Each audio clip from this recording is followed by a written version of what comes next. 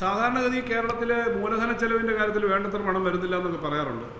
അത് എഫക്റ്റീവ് മൂലധനം എന്ന് പറഞ്ഞാൽ സെൻട്രൽ ഗവൺമെൻറ്റിൻ്റെ യൂണിയൻ ബഡ്ജറ്റിനകത്ത് എഫക്റ്റീവ് ക്യാപിറ്റൽ എക്സ്പെൻഡിച്ചർ എന്ന് പറഞ്ഞിട്ട് ഒരു ഹെഡുണ്ട്. ഈ എഫക്റ്റീവ് ക്യാപിറ്റൽ എക്സ്പെൻഡിച്ചർ നമ്മൾ എടുക്കാറില്ല ഇവിടെ, സാധാരണ ഇങ്ങനെ പറയാറില്ല. എഫക്റ്റീവ് ക്യാപിറ്റൽ എക്സ്പെൻഡിച്ചർ ഇത് ആദ്യമായിട്ടാണ് ബഡ്ജറ്റ് ഡോക്യുമെൻ്റ് വന്നേക്കുന്നത്, നേരത്തെ അങ്ങനെ കൊണ്ടുവന്നിട്ടില്ല.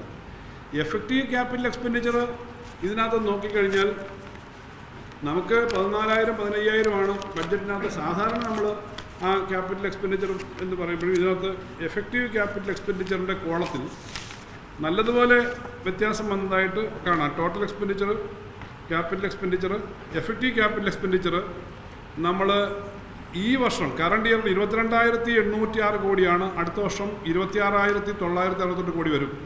ഈ തരത്തിൽ വരിക. ഇതെന്താണെന്ന് വെച്ച് കഴിഞ്ഞാൽ ഈ തദ്ദേശ സ്വയംഭരണ സ്ഥാപനങ്ങൾക്ക് നമ്മൾ 9,000 കോടിയിലധികം കൊടുക്കുന്നുണ്ട്.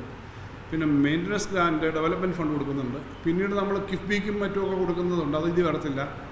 അതെല്ലാം കൂടെ വരുമ്പോൾ അത്രയും രൂപയുടെ പണി നടക്കുന്നുണ്ട്. നിങ്ങളുടെ റോഡിൽ എവിടെ നടന്നാലും എന്തെങ്കിലും നിർമ്മാണ പ്രവർത്തനം നടക്കാത്ത ഒരു സ്ഥലമില്ലല്ലോ. അപ്പോൾ അത്രയും കാര്യം നടക്കുന്നുണ്ട്. അപ്പോൾ എഫക്റ്റീവ് ക്യാപിറ്റൽ എക്സ്പെൻഡിച്ചർ വരുന്നുണ്ട്. ഗ്രോത്തിൻ്റെ കാര്യത്തിൽ പൊതു കാര്യങ്ങളുണ്ട്, സോഷ്യൽ സെക്യൂരിറ്റിയിലെ ചിലവുണ്ട്. അപ്പോൾ ഇതെല്ലാം വരുന്ന തരത്തിലേക്ക് ഇതൊക്കെ പരസ്പരം നമുക്ക് ആത്മവിശ്വാസം ഉണ്ടാവാൻ വേണ്ടിയിട്ടാണ് പറയുന്നത്.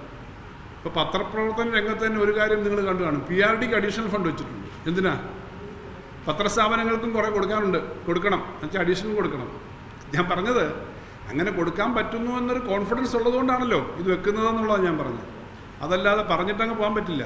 അപ്പോൾ പൊതുവിൽ നമുക്ക് അടിസ്ഥാന സൗകര്യ വികസനത്തിൻ്റെ കാര്യത്തിലും പൊതുകാര്യങ്ങളിലും ഒക്കെ നമുക്ക് ഒരു ഗ്രോത്ത് വന്നിട്ടുണ്ട്.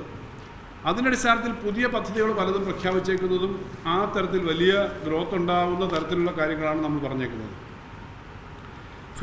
ബേസിക് ഫിനാൻഷ്യൽ കാര്യങ്ങളിൽ ഇതിനകത്ത് പറഞ്ഞിട്ടുള്ളൂ. നമ്മുടെ റവന്യൂ കമ്മിയും ക്യാപിറ്റൽ പിന്നെ FD ഫിസിക്കൽ ഡെഫിസിറ്റും ഒക്കെ നമുക്ക് കുറഞ്ഞിട്ടുണ്ട്.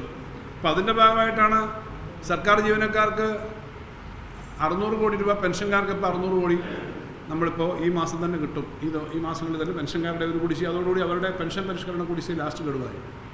ശമ്പള പരിഷ്കരണ കുടിശ്ശിക കുറച്ച് നാളായിട്ട് അനുവദിച്ചില്ല എന്നൊരു പ്രശ്നമുണ്ട്. കുടിശ്ശിക 4 ഗഡുവായിട്ട് കൊടുക്കുമെന്ന് പറഞ്ഞു. ഏകദേശം 4,000 കോടിയാണ് 4 ഗഡു.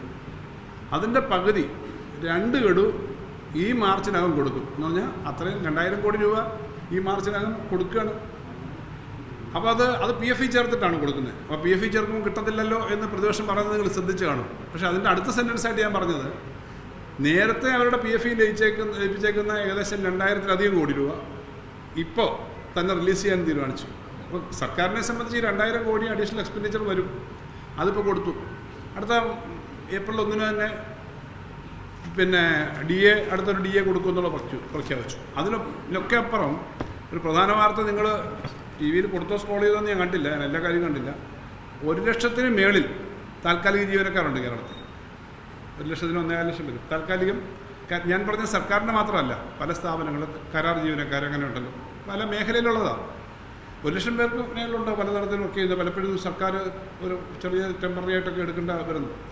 അവരുടെ വേതനം 5% വർദ്ധിപ്പിച്ചു. അതിന് അനൗൺസ്മെൻറ്റ് വന്നിട്ടുണ്ട്. 5% എന്ന് പറഞ്ഞാൽ ശരാശരി ഒരു 800 മുതൽ 1000 അതിനകത്ത് മേളിലോട്ട് കിട്ടുന്നവരുണ്ടാവും. അത്രയും വർധന മാസം വരികയാണ്.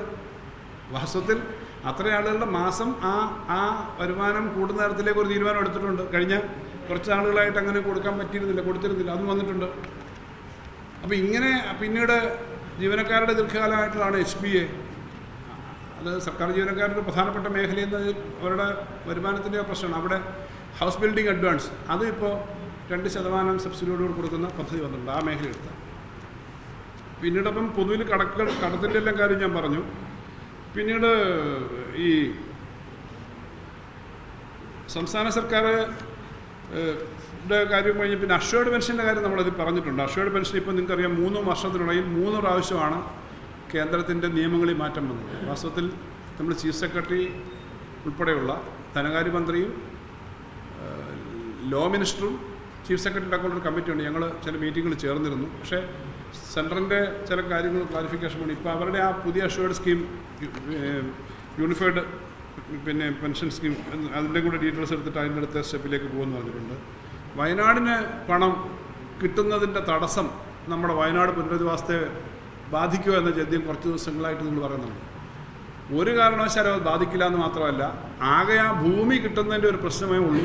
അത് കിട്ടിക്കഴിഞ്ഞാൽ എത്രയും പെട്ടെന്ന് അതിൻ്റെ നിർമ്മാണം തുടങ്ങും. ഞങ്ങൾ ഉദ്ദേശിക്കുന്നത് 1 വർഷത്തിനകം അത് പൂർത്തീകരിക്കണമെന്നാണ്. കാരണം അങ്ങനത്തെ ഒരു നിർമ്മാണ രീതിയാണ്. 750 കോടി രൂപയാണ് അതിനു വേണ്ടി മാത്രം വരുന്നത്.